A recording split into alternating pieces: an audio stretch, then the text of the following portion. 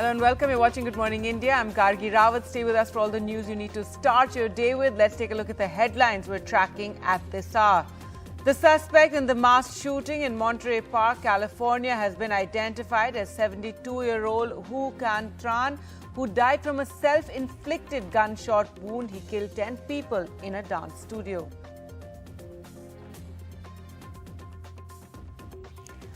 Opposition leaders have slammed the centre over censorship after removal of the controversial BBC series on Prime Minister Narendra Modi from Twitter and YouTube. Some opposition leaders even share the link. After backing a view of a retired High Court judge that the Supreme Court hijacked the Constitution, the Law Minister tweets that all three organs of our state, legislature, executive and judiciary, must work together in the larger interest of the nation. RSS Chief Mohan Bhagwat will address a rally in Kolkata on Netaji Subhash Chandra Bose's birth anniversary. This amidst a debate over the polar opposite ideologies of the Sangh and Netaji. Let's get to the latest from the U.S. first. And the suspect in the mass shooting in Monterey Park, California, has been identified as 72-year-old Hu Can Tran. The police have said he died of a self-inflicted gunshot wound when police approached a van in which he was traveling. At least 10 people were killed, another 10 hospitalized in the shooting that took place on Saturday night. The shooting happened at a dance studio near a Lunar New Year festival celebration. Shortly after the attack, a group of people managed to disarm a gunman who showed up at a studio in neighboring Alhambra. Thousands of people had gathered earlier for the Lunar New Year festival in the city. A motive for the attack, one of the deadliest mass shootings in California's recent history, is still unclear. Based on the previous information relayed by homicide investigators regarding the white van involved and seen leaving the scene of the incident in the city of Alhambra, the Torrance Police Department was notified, and at 10:20 a.m., the Torrance police officers located the white van matching the description near the area of Sepulveda Boulevard and Hawthorne Boulevard. As Torrance officers pulled behind the vehicle, the white van entered a shopping center parking lot. When officers exited their patrol vehicle to contact the occupant, they heard one gunshot coming from within the van. Officers retreated and requested several tactical teams to respond.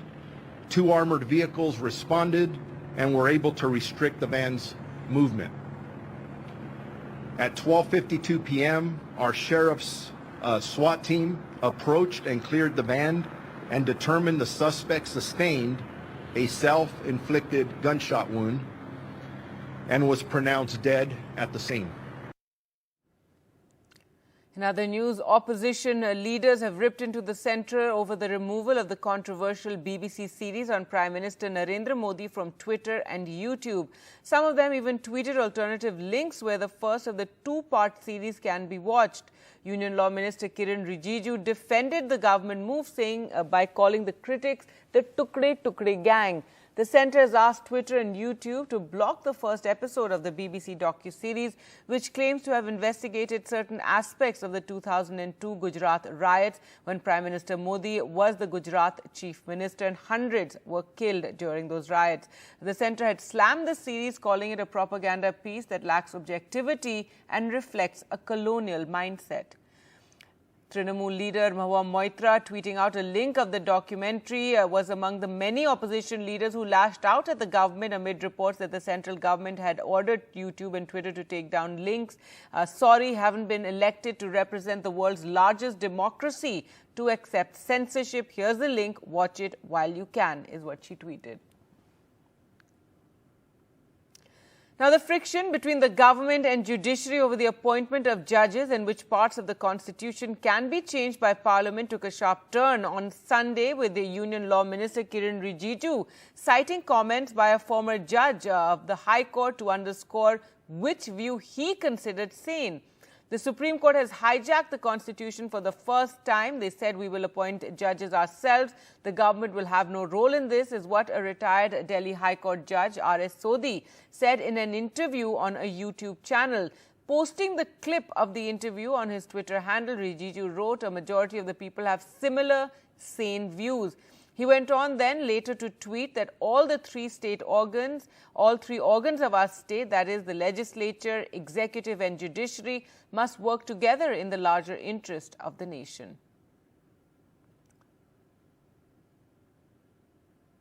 And he tweeted earlier, voice of a judge, real beauty of Indian democracy, its success, people rule themselves through their representatives, elected representatives, represent the interests of the people and make laws. Our judiciary is independent and our constitution is supreme. Actually, majority of people have similar, sane views. It's only those people who disregard the constitution and the mandate of the people think they're above the Constitution of India. All three organs of our state, legislature, executive, judiciary, must work together. In other news now, Rahul Gandhi's Bharat Jodo Yatra will be reaching Jammu today. The Congress leader will address a rally and meet various delegations, including Kashmiri Pandits. Security has been tightened after twin blasts took place on Saturday in Jammu. Nazir Masoodi reports. Bharat Jodo Yatra marching towards Jammu amid more stricter security measures. A day after twin blasts at Narwal in Jammu, the number of security personnel guarding the Yatra outnumbered people when it started from Chadbal in Kathua. But as the Yatra reached Samba town, large crowds welcomed Rahul Gandhi and joined the Yatra. Well, Bharat Jodo Yatra resumed after a day break at Chadwal in Kathua district. It is marching towards Jammu. So there are security concerns, but Yatris are undeterred. 88-year-old Kareena Prasad Mishra, who is part of the Yatra from Madhya Pradesh, says nothing can stop him from reaching Srinagar, the final destination of Bharat Jodo Yatra. मैं गांधी जी के साथ चला जी 43-44 में, हाँ 44-45 में, जी फिर उसके बाद नेहरू जी के साथ चला. तो आप कहते हैं आप गांधी जी के साथ भी चले, नेहरू जी के साथ भी चले और अब राहुल गांधी के साथ, इंदिरा जी के साथ चला. अब आप राहुल गांधी के अब साथ, मैं राजीव जी के साथ चला और अब मैं राहुल गांधी के साथ चल रहा हूँ भारत जोड़ो यात्रा में. Jammu and Kashmir's Lieutenant Governor Manoj Sinha held a security review meeting in Jammu and discussed security measures for Bharat Jodo Yatra and upcoming Republic Day. The NIA has also visited the blast site and started investigations. The Congress say they are concerned about safety of Rahul Gandhi and questioned security preparedness. जो हुआ गंभीर चिंता व्यक्त करते हैं. हम आतंकवाद के खिलाफ एकजुट होकर के लड़ते हैं.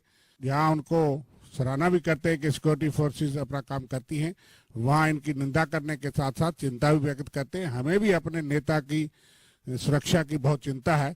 राहुल जी की सुरक्षा के बारे में कोई समझौता नहीं हो सकता, कोई कॉम्प्रोमाइज नहीं हो सकता. हमारे लिए राहुल जी की सिक्योरिटी सर्वोपरि है.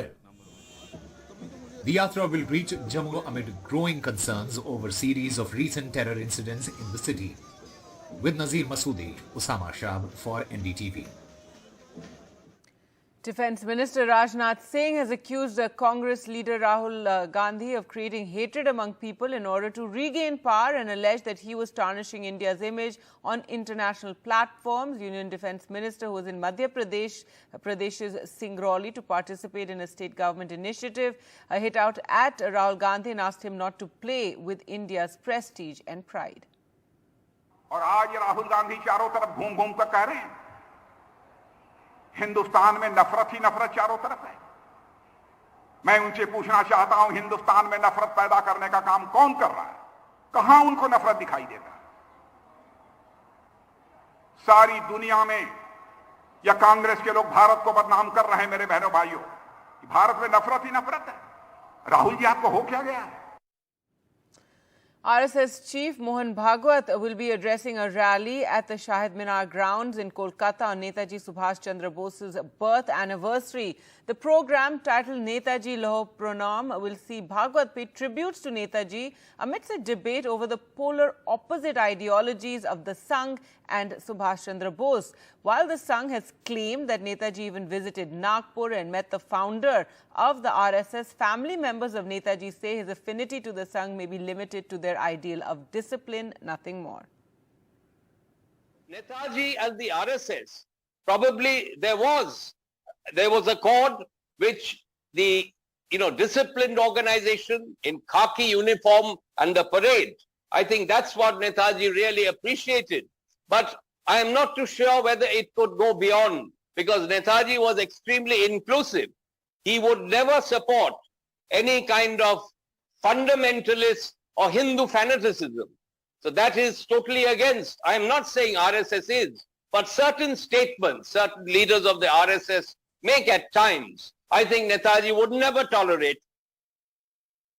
Let's go across to Saurabh now for more. And Saurabh, so tell us more about the program today, this debate that has been sparked by the fact that the RSS chief will be addressing this gathering on Netaji Subhash Chandra Bose's birth anniversary. Also, he's been there for several days now attending various programs.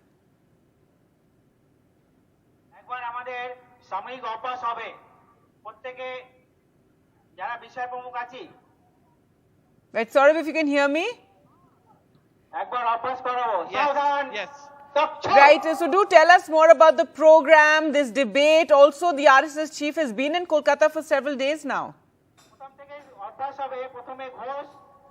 That's right. Of course, the RSS is offering a tribute to Netaji on his birth anniversary, and the program is called Netaji Loh Pranam, which means tributes to Netaji, and this, of course, is going to be a speech by none other than the Sassan Chalak or the RSS chief, Dr. Mohan Bhagwat. Now, this, of course, has led to some debate over ideology. Now, the Sangh, of course, has its own ideology, and the family members of Netaji, some of them, which is Anita Paf and also, Chandra Bose, have said that the ideology of the Sangh and ideology that Netaji espoused don't seem to match. In fact, they contradict each other. Now, what has the Sangh said?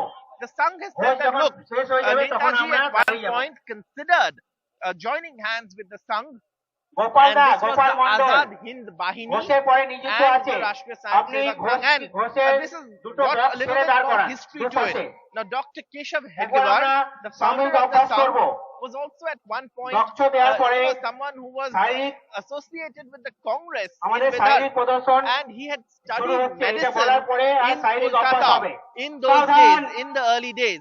So at that time, of course, there was some kind of, meeting, and then, of course, they say that once Netaji was passing through Nagpur on a train, he saw some uniformed Sangh members doing a parade, and he was impressed. And he then, of course, requested a meeting with Dr. Hedgewar, whom he realized was someone he knew from Congress. And then, of course, they say that Dr. Hedgewar at that time was very unwell, and so the meeting really didn't, go forward in the sense that any kind of association would take place. Now, responding to that, many have said that, Netaji perhaps was only influenced by the Sangh's idea of discipline and not so much the ideology, because he was inclusive, secular, is what Netaji's family members are saying. All right, thanks so much, Saurabh, for joining us. And it's rather loud over there. We will continue to come to you for more updates. Now, moving on to other news, the tussle between the AIADMK leader, Edappadi Palaniswami, and expelled leader O. Selvam is on a new high.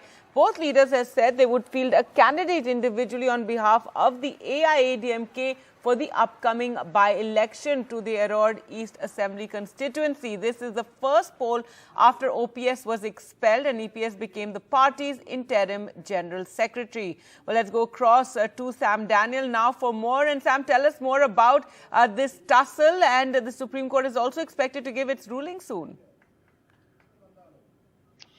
That's right. It all began last year, Gargi, after the General Council of the AIADMK expelled OPS, the former Chief Minister, when they had a dual leadership model and elevated Edappadi Palaniswami as the party's interim General Secretary. And this time, This by-election became necessary after a Congress MLA died. In the 2021 elections, this seat was given to an AIADMK ally, the TMC under G.K. Vasan. But EPS chose to speak to G.K. Vasan, got that seat for AIADMK, and he said he would field a candidate, following which OPS too, his earlier rival, now expelled, also announced that his team too would contest and field a candidate. The two-leaf symbol is still uncertain because the Election Commission has not recognized the change in the party structure now. So on record with the Election Commission, OPS is the number one, and only if these two leaders sign, they would get the two-leaf symbol. Meanwhile, the Madras High Court had upheld the change, but it's been challenged by OPS in the Supreme Court. Many look at a twofold aim in this move by EPS. One, he is tacitly asserting himself to be the party's chief, although it's still in the court. Secondly, he's also, many say, sending a tacit message to the BJP, their ally, who have a very negligible presence in the state.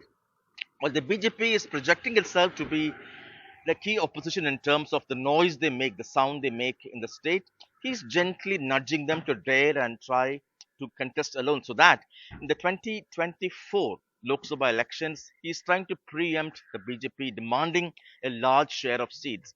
Whether the BJP will fall into this trap or will they try to stay neutral, not supporting any of these two factions, that's something we'll have to wait and watch.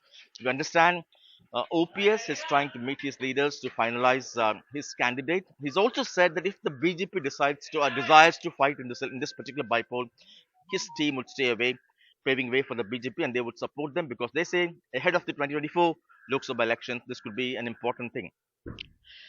Technically, in the recent past, by-elections have largely gone in favor of the ruling party in Tamil Nadu, but in this context, this becomes all the more a significant political message or a battle for these two leaders from the AIADMK. All right, Sam, thanks so much for joining us with those details. With that, time for us to slip into a short break. More news coming up on the other side. In other news, Bollywood superstar Kareena Kapoor reacted to the rising trend of calling for the boycott of movies and the cancel culture, saying, "I don't agree with it at all." She went on, she was speaking at an event in Kolkata and said that if that happens, how will we entertain? How will you have the joy and happiness in your life, which I think everybody needs? What's your take on boycott Bollywood as of now? I don't agree with it at all, because if that happens, then how will we entertain you guys? How will you have the joy and happiness in your life, which I think everybody needs, and which cinema and films are promising, and which we've always done, and which films have always done. अगर film नहीं होगी तो entertainment कैसे होगा? And a day after, the Assam Chief Minister Himanta Biswa Sarma claimed not to know who Shahrukh Khan was. He said that, then he tweeted later to say that he's spoken to the megastar Shahrukh Khan and assured him over the protests against his upcoming film Pathan. Mr. Sarma said that Mr. Khan dialed him in the early hours and expressed concern about an incident in Guwahati during screening of his film. I assured him that it's the duty of the state and government to maintain law and order, will inquire and ensure no such untoward incidents take place. His tweet coming a day after he had retorted curtly, asking who Mr. Khan is when asked by reporters over the violent protest by right-wing activists against the movie. Who is Shahrukh Khan? I don't know anything, is what the Chief Minister had said at the time. Now, Rahul Gandhi's Bharat Jodo Yatra will reach Jammu today, where he will address a rally in Satwari following recent twin blasts that took place in Jammu. Security has been further tightened around Rahul Gandhi and the Yatra. There you can see the number of security personnel. They're really outnumbering, or at least in this visual, outnumbering those who are also walking with Rahul Gandhi. Remember, the Yatra culminates on the 30th. The Congress leader will also meet several delegations, including Kashmiri Pandits who are protesting for the last 8 months, demanding relocation of Pandit employees from Kashmir Valley to Jammu after targeted attacks. Let's go across to Nazir now for more on this. And Nazir, tell us what's happening there. We've been, you've been covering the Yatra, major security concerns, but also a lot of interest as well. Yeah, exactly. And if you see the security point of view following the recent twin blasts in Jammu, security has been tightened. You can see hundreds of the police and the paramilitary troops are actually guarding, Rahul Gandhi and the Yatra. This is a massive security exercise as well, besides the huge Yatra.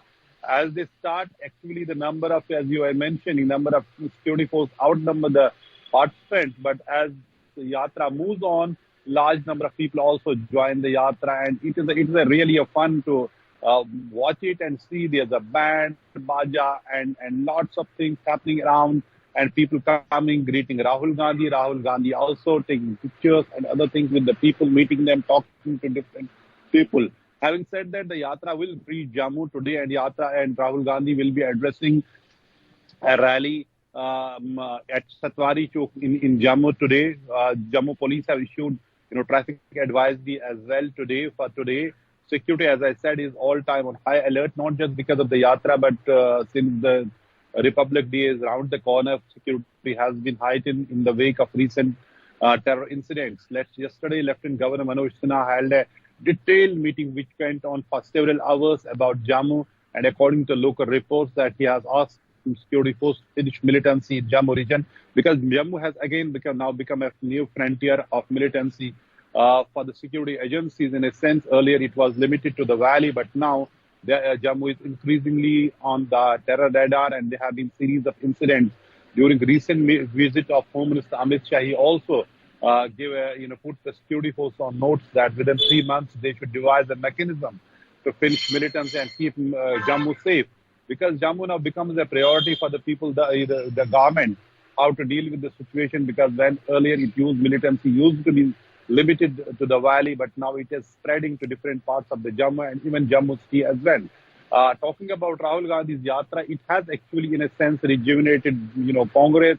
In a sense, those leaders who had left the party are back, and it is somehow bringing back that the street politics, while people come on streets, because politics has been in a kind of suspended animation democracy for last several years, because there's no elected government and nobody knows when elections can happen. In this time, Rahul Gandhi's Yatra moving from one place to other place. Yesterday, it was in Vijaypur, and today it is reaching Jammu, and its final destination is Srinagar, which has not just the challenge of security, but also the challenge of the weather, because in most of the places, minimum temperature is several degrees below sub-zero, below freezing point.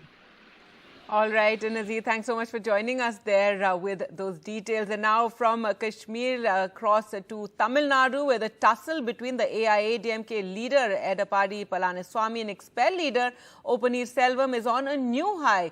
Both leaders have said they will field a candidate individually on behalf of the AIADMK for the upcoming by-election to the Erode East Assembly constituency. This is the first poll after OPS was expelled, and EPS became the party's interim general secretary. Let's go across to Sam for more. And Sam, it's quite a tussle there, and this after OPS was expelled, he's still putting up candidates. That's right. Both are trying to flex their political muscle power, Gargi. This particularly because the Election Commission is yet to recognize the new changes to bylaws of the AIADMK after Edappadi Palaniswami expelled OPS and elevated himself to the position of interim general secretary last year, as the majority of the members of the party's general council support him. And OPS says on record he is the party's number one, and if the other side is willing to get his signature, then they would jointly put in a candidate. Otherwise, he says both will fight individually. Of course, they may not get the two leave symbol at the moment, as the issue is yet to be recognized or sorted by the Election Commission. And EPS, many say, is doing it in a very shrewd way for two reasons. One, to establish himself as the party's boss, although traditionally by-elections go in favor of the ruling party. Secondly, he is also trying to send a clear, tacit message to the BJP, their ally. While on the one hand, the BJP is establishing itself or projecting itself to be a strong opposition party in the state, EPS seems to be trying to tell the BJP to try and fight alone so that this by-election could be a kind of an acid test for their growth. The BJP won 4 seats last time in alliance with the AIADMK, and he's also trying to preempt possibilities of the BJP trying to extract more seats in the 2024 Lok Sabha elections. And this by-election became a necessity after a Congress MLA died in the Erode East constituency. The Congress has fielded the candidate's father, the late MLA's father, veteran leader EVK's Ilangovan. And in a few days' time, both these leaders are expected to announce their candidates. Of course, OPS has said he would pave way for the BJP if the BJP decides to fight this election, because in his view, this election could be seen as an important political move for the BJP ahead of the 2024 Lok Sabha election. Gargi. Every year on Netaji's birth anniversary, the question about whether he has been given what is due for his contribution to India's freedom struggle becomes a question that's often answered by people who also believe that there has been some sort of an othering in history. And sir, I think the topic and the title of the book is very interesting. You say the other story of how India won its freedom. Yes. Do you think in the way that Indian history has been told, there was an othering of the revolutionary figures as to suggest that they were away from the mainstream freedom struggle? Absolutely. The story of the revolutionary contribution to Indian history has clearly been underplayed. To the extent it is mentioned at all, you get the impression that they were, sporadic acts of individual heroism, but had no real role to play in the wider story. The purpose of this book is to show that it was not sporadic. It was a continuous movement, which goes back to the 18th century, but this book is about the revolutionary phase of it in the last 50 years, and where there is a systematic effort with very large numbers of people to put forth armed resistance to British occupation of this country. Sir, also I think you cover a period which is very interesting in revolutionary history. And you mentioned, I know, that anecdote about Binoy Badol Dinesh. But when you start off, who are the figures, and when you end this book in the period, who are the primary figures? So one important thing is to remember that there were important figures in the beginning and in the end. Some of them were different and some of them were the same. So for example, in the beginning of the revolutionary phase, the intellectual firepower comes from two key individuals. One is Savarkar and the other is Aurobindo Ghosh, now remembered mostly as Sri Aurobindo. Now, then there are several generations of revolutionaries. So you have the second generation, which includes the Gadarites. You have Rashbihari Bose, Sachindranath Sanyal, Bagha Jatin. After that, Sachin Sanyal, of course, comes back from jail and he recruits the next generation, which includes Bismil, Ashfaqullah Khan, Rajendra Lahiri. After that, yet another generation in which you have the likes of Bhagat Singh, Chandrasekhar Azad, Thapar and Rajguru. And then, and so on. And then you have then the Second World War starts, and Sachin Sanyal and Rashbihari Bose come back. And this is the phase in which Netaji, who always had links with the revolutionaries, he now comes back and openly bats and sort of joins them in the very end of the 30s. And then, of course, there is the INA phase.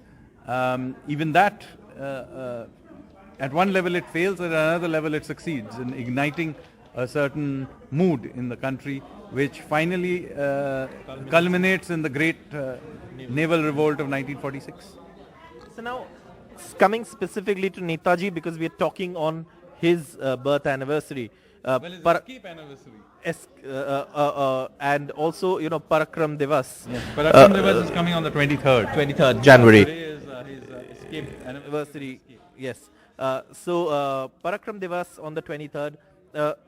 And there has been always this feeling that Netaji's role in the freedom struggle was perhaps not given the due it rightfully owns. Is there an attempt to correct that in this book? Yes, so several things are done in this book. First of all, to show that the armed struggle was an important struggle, including the role of Netaji. Second, to show that it was an organized movement with clear goals, ideas, and a succession of generations of leadership. So it wasn't like what is presented to you as sporadic acts of, random heroism, but unconnected acts, which didn't add up to anything in the overall narrative. Far from it. If you even want to understand the INC itself, you need to be able to understand the revolutionaries. For example, as Netaji himself demonstrated, even within the Congress, the revolutionaries had a very large support base. So Netaji, after all, won election against the Gandhians for the presidentship inside the Congress. So the revolutionaries were not just outside the Congress, even inside the Congress they were capable of winning the presidential election. Yes, and that point is also amply demonstrated by, Lal, Bal, Pal, that the trio. So it was not just Netaji's. With pride and elan, guided by these highest traditions of the Navy. So may all those of you who sail on Wagi be blessed with good luck, fair winds, following seas, and success in every mission. Jai Hind, Shano Varan.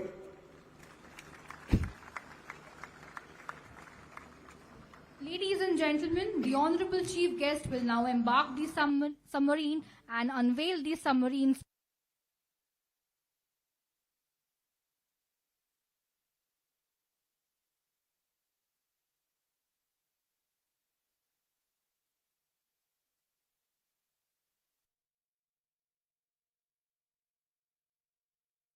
So that was the Kalvari class submarine, Vagir, which is going to join the Indian Navy. It's commissioned in the Indian Navy by Chief of the Naval Staff, Admiral R. Hari Kumar, and the unveiling in a short while. The submarine Vagir, built with the help of MS Naval Group of France, has been built at the Mazagaon dock in Mumbai. This indigenously made submarine with modern technology is a source of self-reliance in the defense sector and a sign of progress towards Atmanirbhar Bharat.